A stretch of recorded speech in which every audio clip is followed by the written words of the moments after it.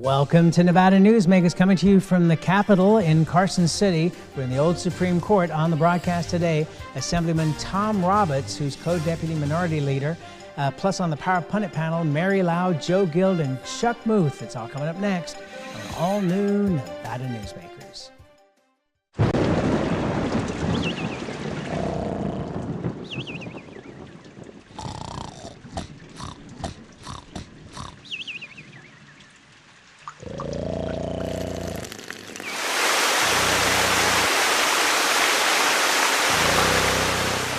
From your house to the White House, the folks at D&D Roofing can get it fixed with their eyes closed.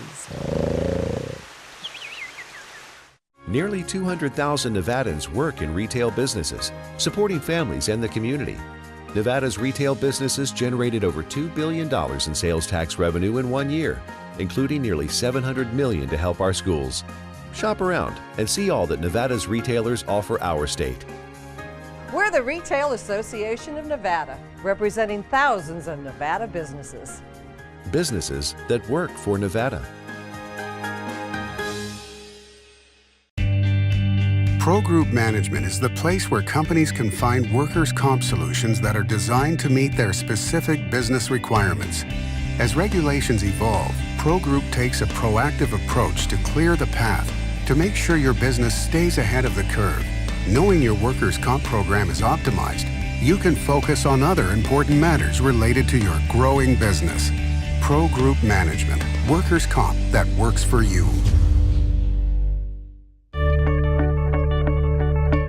Safety is the #1 priority for the trucking industry.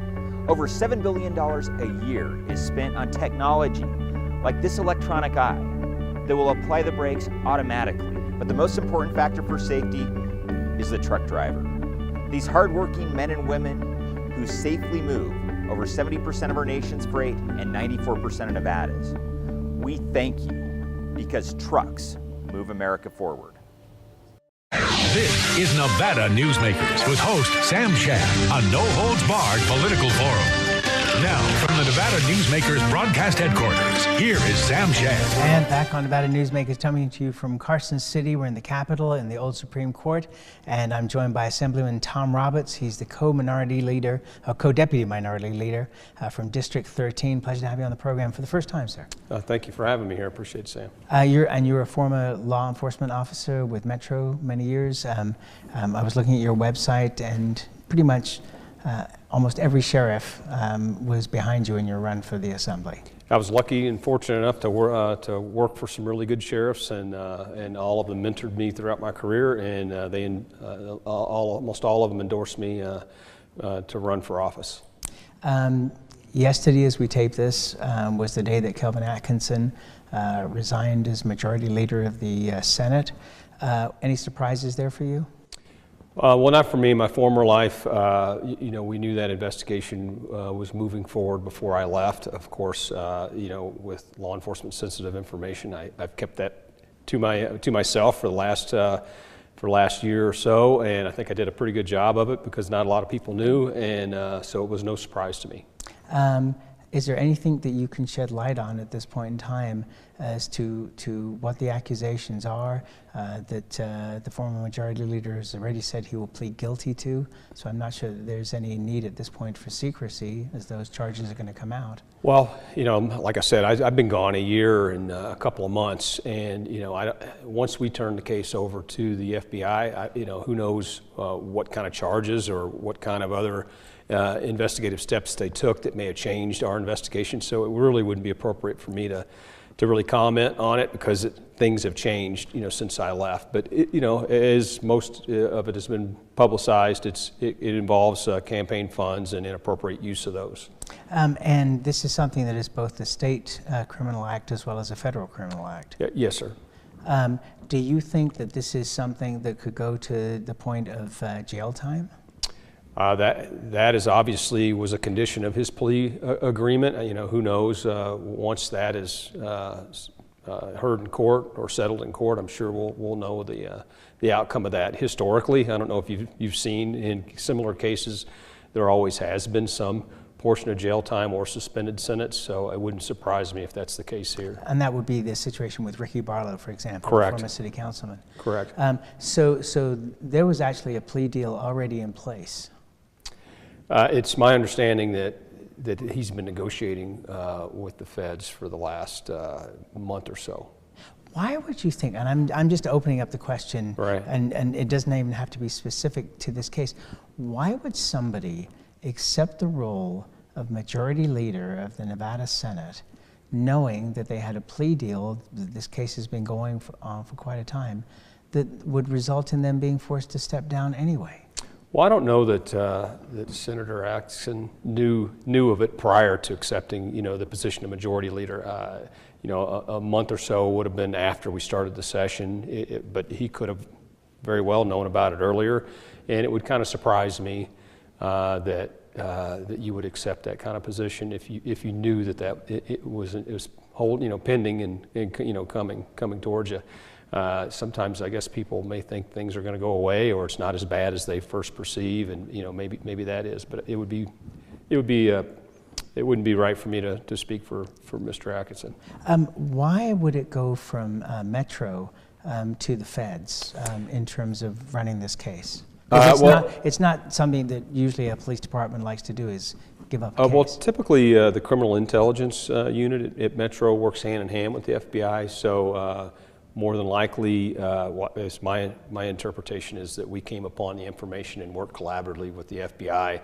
We started the investigation and then turned it over to them.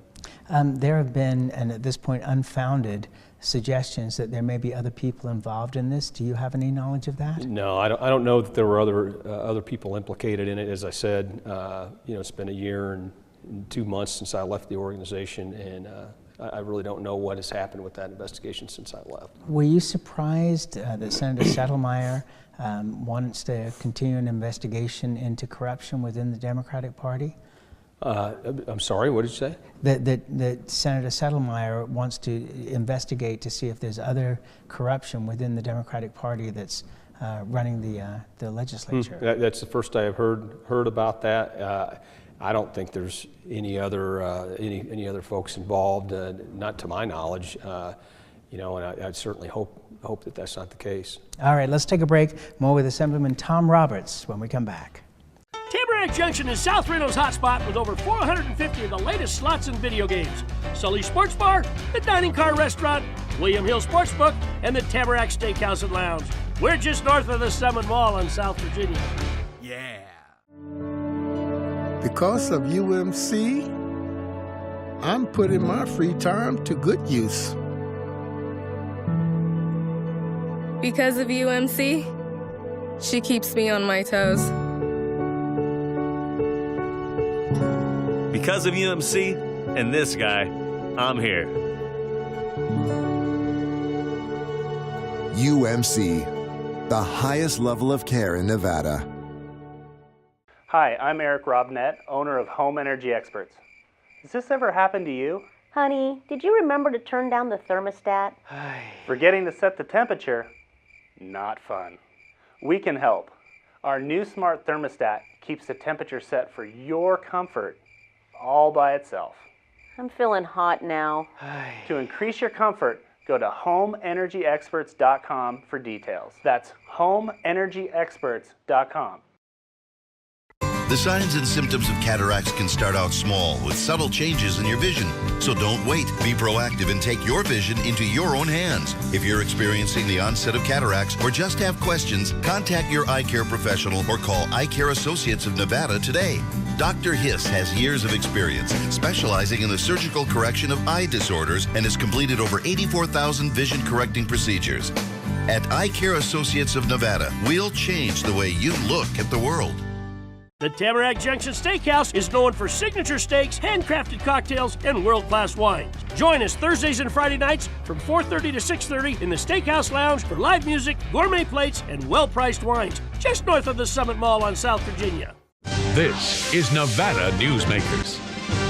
And back on Nevada Newsmakers, we continue our conversation with Assemblyman Tom Roberts of District 13. He's the co-deputy minority leader of the Republicans. One of the topics that we're talking about as we tape the shows today is the Death with Dignity bill that's tried to go through the legislature on a couple of different occasions now. It's legal in several states, including Oregon. Do you have thoughts on this? Well, you know, when you start talking about sanctity of life and, you know, and everything, whether it's abortion, whether it's death with dignity or whatever, and you know, to me it's a moral issue, and to be consistent with my beliefs, you know, I believe that life is precious and that we should do everything to protect it. You know, for me, I would lean against you know, allowing euthanasia or that bill. I haven't really gotten it and heard all the arguments, but on a brush from my background, I would lean against supporting it. Do you have concerns though that people have a right to control their own destiny?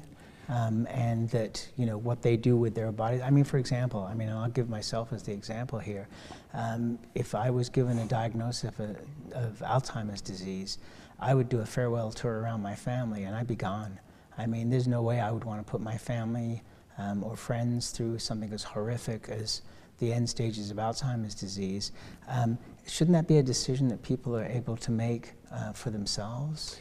Well, I mean, I would not want to be a burden on people myself, you know, on my family or anything if I was similarly situated. But at the same time, is I think you gotta strike a balance between that. Some folks think that, you know, your mental capacity may not be, you know, exactly to make rational decisions, so that you may make the wrong choice when you may actually have many years of productive life, you know, left. And sometimes I just think that if the path is so easy that people may make the wrong decision, and it can ultimately you know, shorten a life that they could really have many years left to live with their family. And you'd hate for them to make that split-second decision and then not have the ability to, you know, to go back on it or even look back and say, you know what, I was thinking this at the time, and now I'm really glad that I didn't do that. And I think from talking to some folks that have already been involved in the hearings, is there were several people that came forward and talked about that. So, you know, really, it's one of those that it's no right or wrong answer. I think it goes back to personal beliefs, and you know, I think that's why we really need to take a careful look at it. Okay, and if you come down to personal beliefs, then that certainly says that, you know, if you or I had that choice, perhaps we should be free to be able to make that rather than the state tell us. And there are, and by the way, just briefly, and I'm playing devil's advocate here, there are lots of checks along the way. I mean, somebody has to be terminal, you know, within 6 months. They have to go to doctors multiple times. It's not something that's a snap decision that somebody can make. Well, and I can tell you from my law enforcement experience is, you know, I can't tell you how many times that, you know, you show up to a hotel room or whatever where somebody's taken their own life, you know, because they didn't have this option. So it'd be interesting for me to noodle through that and make the final decision on which way I'll support. But right now, without hearing everything, I'm kind of leaning, you know, against it. But what remains to be seen. There was an advisory commission on the administration of justice which met before this session, and one of the recommendations would increase the amount of illegal drugs like meth and heroin needed to qualify for trafficking charges from 48 to 28 grams, or about an ounce. The commission also recommended reclassifying simple possession of an illegal drug from a felony to a misdemeanor on the first and second offenses.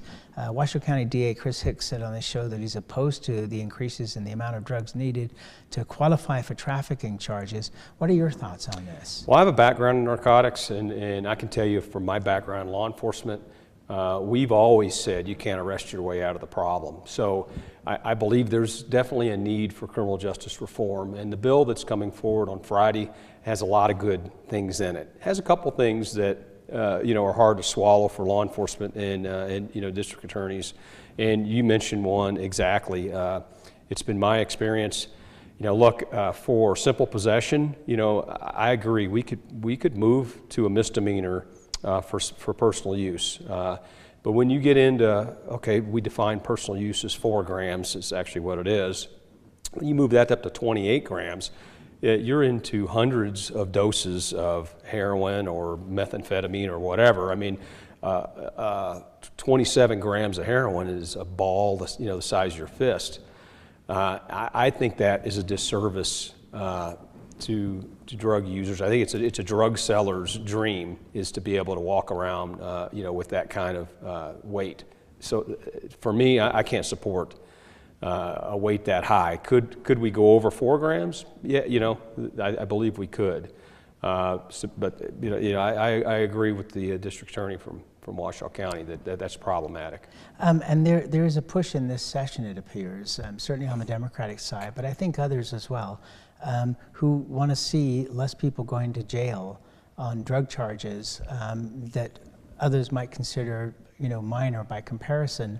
Are you in favor of updating those laws rather than, either filling or building more prisons? Yes, I mean, I am. I can tell you that in my experience at Metro is, we're not really prosecuting a lot of those simple possession cases already. Our philosophy was get as many people into drug court, not criminalize, an addiction or, a substance abuse problem as the best we could. Now, a lot of times those lead to people performing other crimes, so the more help we can get people and we keep them out of prison and make them productive, I'm all for that.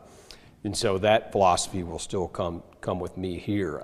I believe the more people that we can keep out of the prison, the better, but at the same time, we need to keep our community safe, so we need to strike a balance.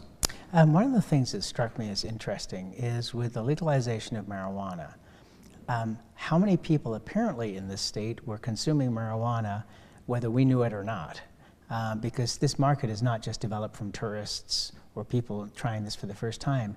But it seems to me that the police departments, Reno and in Clark County, in Utah, Colorado, are all acting really responsibly. They're not just going like wild dervishes after people who are smoking marijuana or consuming marijuana. Is that your take on it? Yeah, well, at Metro, I was a leader within the police department whenever recreational marijuana came on board. It was a business approved by the legislature. It was completely legal, and that's the way we approached it. We brought all those organizations, dispensaries in, and we developed a working group to work through the fears on the industry side and on the police side to ensure that we were approaching it logically. We did the same thing for recreational use, and so it is what it is. The voters approved it. It is legal, and that's the approach we should have.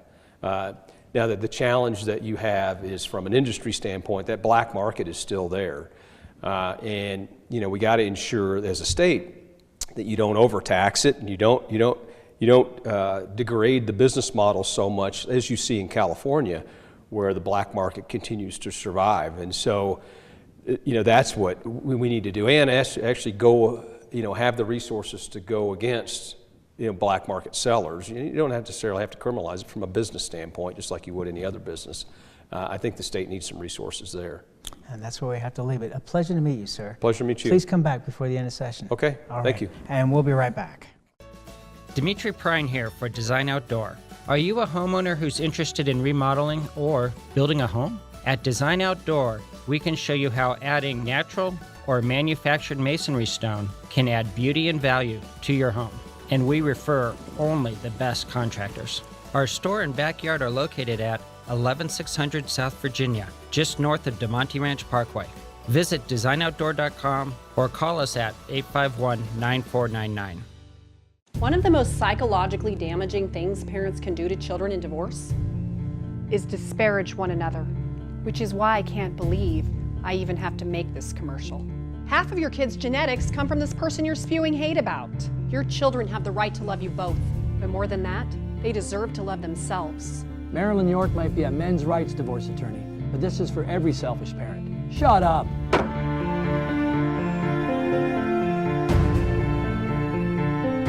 Hi, I'm Dave Newman. Remember me? I used to be the house detective, and now I'm a realtor, full-time at RE/MAX Realty Affiliates. And a lot of people ask me, how's the market? You know what? It's fantastic. If you're even kicking around the idea of buying or selling, give me a call. Let's talk about it. Call me at RE/MAX Realty Affiliates and just ask for the guy who used to be the house detective, Dave Newman. Everyone is talking about opioids, but they're not the only drugs that can be harmful if taken in large quantities or not as prescribed. You also need to be aware of side effects from anxiety drugs, muscle relaxants, sleep aids, and stimulants. Mixing prescription drugs with other drugs or alcohol can be dangerous. If you take Ambien with a glass of wine, it may be enough to stop you from breathing. Prescribed drugs can be just as dangerous as illegal drugs. Take medications only as directed. This is Nevada Newsmakers. And back on Nevada Newsmakers, we have a great Power Pundit panel for the next two shows. We have Joe Guild, the attorney, with us. Mary Lau is president and CEO of the Retail Association of Nevada. And Chuck Muth is the president of Citizen Outreach. Pleasure to have you all here. Yesterday, as we are taping this, the Majority Leader, Kelvin Atkinson, resigned. Your response to that and the surrounding story? Well, we could spend...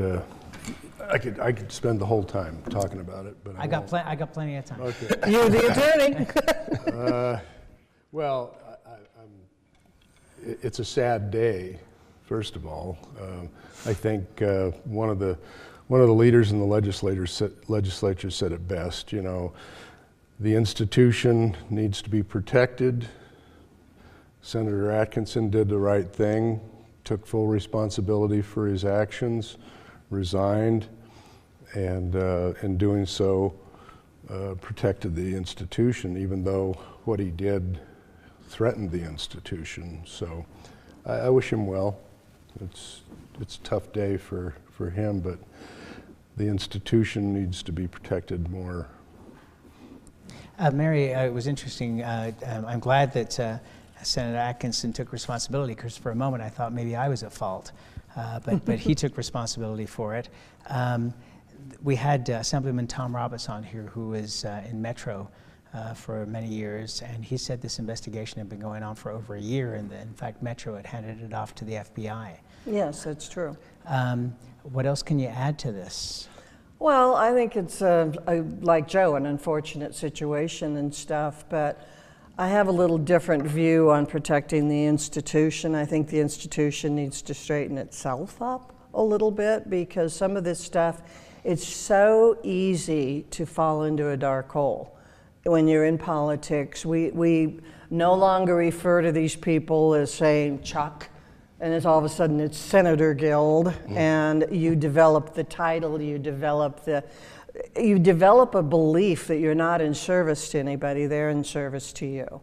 And unfortunately for Senator Atkinson, you know, a lot of this stuff started way back when, if you remember the Poker Stars incident and things, and it just seems to grab you and perpetuate and keep you trapped, and now he's going to have plenty of time to sort of recapitulate the entire episode and come back, and perhaps, you know, sometimes the universe makes you lose everything so that you can gain yourself again. So hopefully he does, but I am less concerned about the motto, protect the institution, as to start respecting the institution.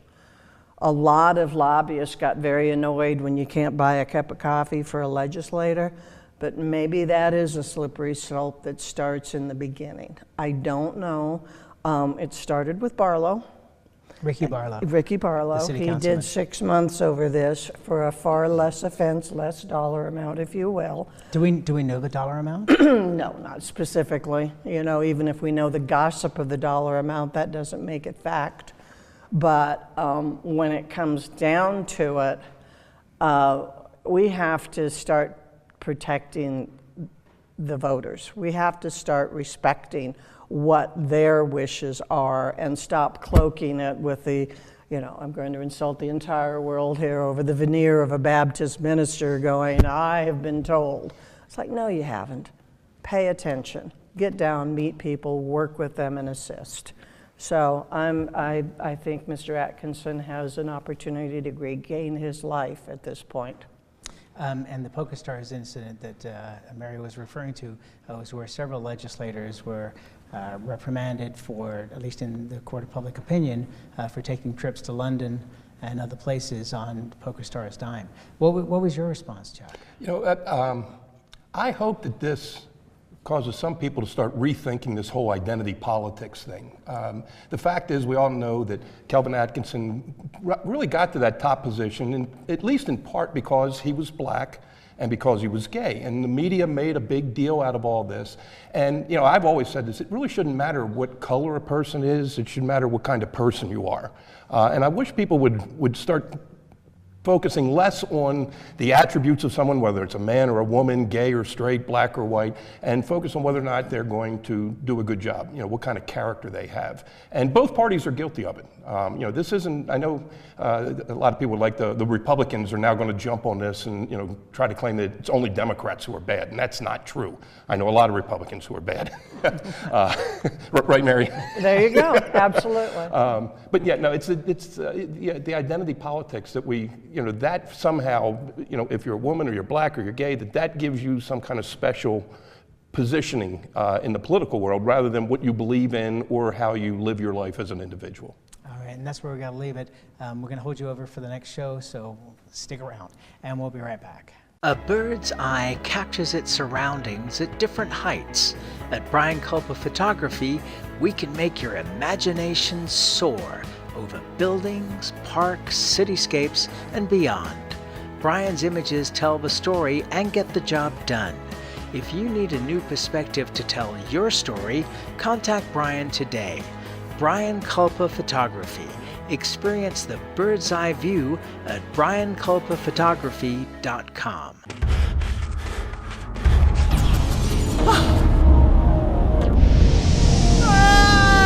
Hey, Dad? Are you learning? This place is great. Huh? You gotta try this. Wow, this stuff is great. People are gonna love it. Yes. Yes, they will.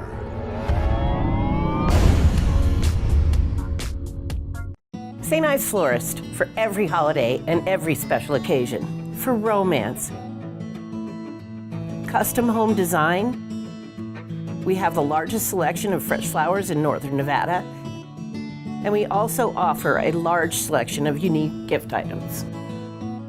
Come see me, Lori Ann, at St. Ives Florist, 700 South Wells Avenue, or call me at 333-9190. Pro Group Management specializes in providing industries with the necessary components to satisfy and exceed workers' comp requirements.